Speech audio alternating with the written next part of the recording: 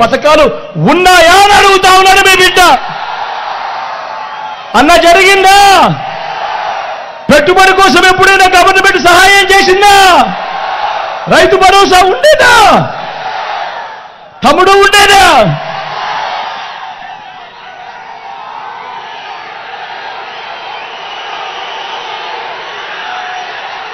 స్వయం ఉపాధికి తోడుగా ఉంటూ గతంలో ఎప్పుడూ జరగని విధంగా స్వయం ఉపాధికి తోడుగా ఉంటూ సొంత ఆటోలు సొంత టాక్సీలు నడుపుకుంటా ఉన్న వాళ్ళు, వాళ్ళ కుటుంబాలు వాళ్ళే పోషిస్తా ఉన్న నా పేద అన్నదమ్ములకు, ఆ డ్రైవర్ అన్నదమ్ములకు ఓ వాహన మిత్ర, నేతన్నలకు ఓ నేతన్న నేస్తం, మత్స్యకారులకు ఓ మత్స్యకార భరోసా, ఓ తోడు ఓ చేదోడుతో చిరు వ్యాపారులకు శ్రమజీవులకు అండగా. గతంలో ఎప్పుడైనా ఫుట్పాత్ల మీద పడి ఉండా వ్యాపారం చేసుకునే వాళ్లకు, కూరగాయలు అమ్ముకునే వాళ్లకు ఎవరైనా ఎప్పుడైనా పట్టించుకున్న పరిస్థితి ఎప్పుడైనా ఉండేదా? చేదోడు తోడుతో ఈరోజు జగనన్న వాళ్ళకు అడ్డగా ఉన్నాడు. లాయర్లకు కూడా ఈరోజు లా నేస్తం. నేను అడుగుతా ఉన్నా, మిమ్మల్ని అందరినీ అడుగుతా ఉన్నా, ప్రతి ఒక్కరిని అడుగుతా ఉన్నా, గతంలో ఈ మాదిరిగా పేదలకు తోడుగా ఉండి చెయ్యి పట్టుకొని నడిపిస్తూ స్వయం ఉపాధి రంగానికి ఇంతగా అండగా ఉన్న ప్రభుత్వం గతంలో ఎప్పుడైనా జరిగిందా అని అడుగుతా ఉన్నాడు. ఈ పథకాలన్నీ గతంలో ఉండేటివే అని అడుగుతా ఉన్నాడు మీ బిడ్డ. ఉండేటివే అన్న, ఉండేటివే అక్క, ఉండేటివే చెల్లి, ఉండేటివే తమ్ముడు, ఎప్పుడైనా ఉండేటివే పెద్దమ్మ.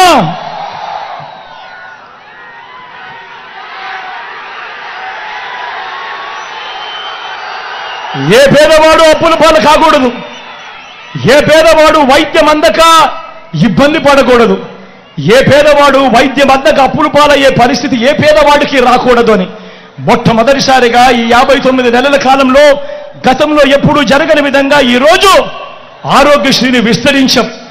25 లక్షల దాకా ఏ పేదవాడికైనా ఉచితంగా వైద్యం, రెస్ట్ పీరియడ్లో కూడా ఆపరేషన్ అయిపోయిన తర్వాత ఆ పేదవాడికి రెస్ట్ పీరియడ్లో కూడా ఆరోగ్య ఆసరా.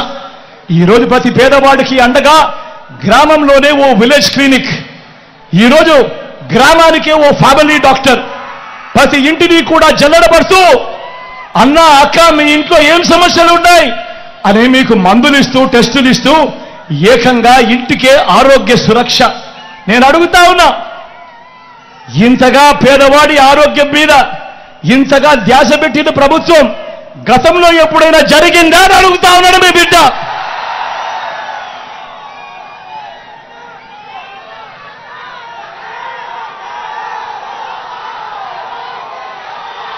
వీటి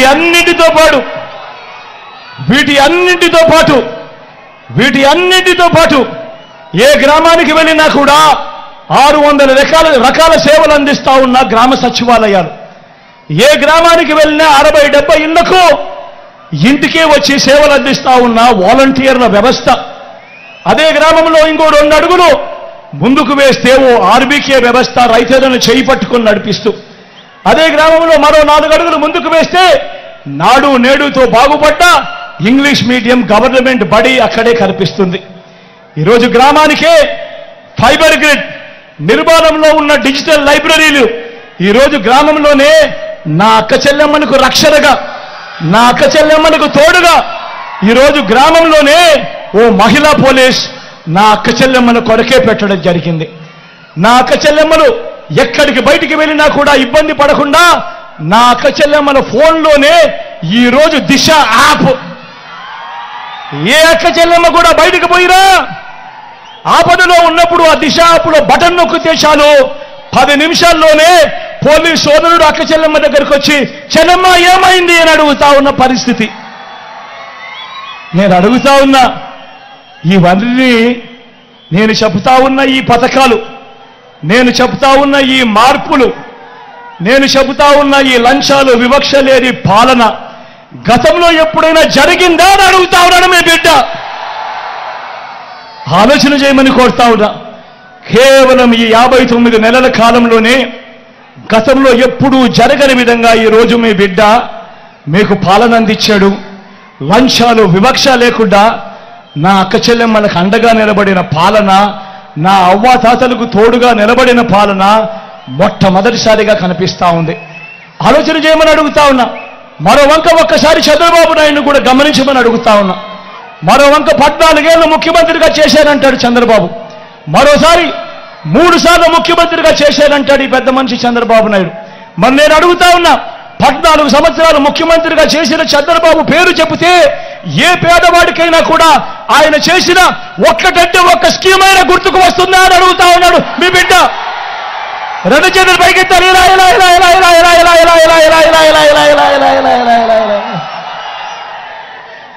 14 ఏళ్ళు ముఖ్యమంత్రిగా చేశానంటాడు, 3 సార్లు ముఖ్యమంత్రి అంటాడు. మరి 14 ఏళ్ళు ముఖ్యమంత్రిగా చేసిన ఈ వ్యక్తి పేరు చెప్తే ఏ పేదవాడికైనా కూడా ఆయన చేసిన ఒక్కటంటే ఒక్క మంచైనా గుర్తుకు వస్తుందా అని అడుగుతా ఉన్నాడు మీ బిడ్డ. ఆలోచన చేయమని మిమ్మల్ని అందరినీ కూడా కోరుతా ఉన్నా. ఇవన్నీ కూడా ఆలోచన చేయమని మిమ్మల్ని అందరినీ కోరుతూ ఒకసారి గమనించమని అడుగుతా ఉన్నా. ఇదే చంద్రబాబు నాయుడు గారు 14 సంవత్సరాలు ఆయన అధికారంలో ఉన్నా కూడా ఏ రోజు ఏ పేదకు గుర్తుకొచ్చే ఒక్క పథకము పెట్టలేదు అనంటే, ఏ పేదకు గుర్తుకొచ్చే ఒక్క మంచి కూడా ఆయన చెయ్యలేదు అనంటే ఆయన పాలన ఎలా ఉండేది అని చెప్పి ఒక్కసారి గమనించమని అడుగుతా ఉన్నా. అధికారంలోకి వచ్చేదాకా చంద్రబాబు పాలన అబద్ధాలు, మోసాలు. అధికారం దక్కితే చంద్రబాబు చేసే మాయలు, మోసాలు ఎలా ఉంటాయో ఒక్కసారి ఈ 2014లో ఆయన ఇచ్చిన ఈ పాంప్లెట్ ఒక్కసారి చూడమని కోరుతా ఉన్నా. ఈ పాంప్లెట్ ఒక్కసారి గుర్తుకు తెచ్చుకోమని కోరుతా ఉన్నా. 2014లో